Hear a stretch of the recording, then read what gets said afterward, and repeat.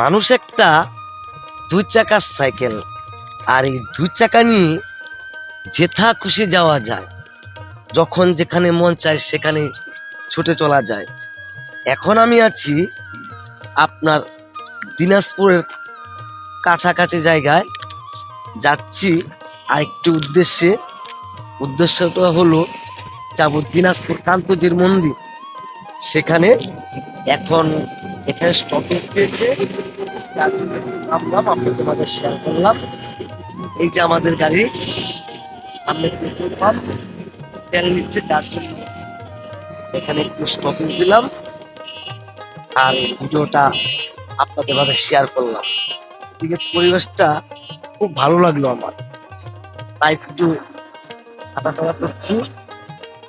Long journey তো, অনেক long journey, প্রায় 8-10 ঘন্টা জার্নি ময়মনসিংহ থেকে দিনাজপুর।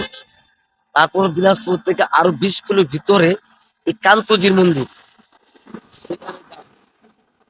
দেখি ভগবান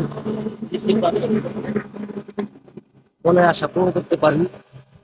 অনেকদিন ধরে ইচ্ছা, যাব যাব, সুযোগ হয় না।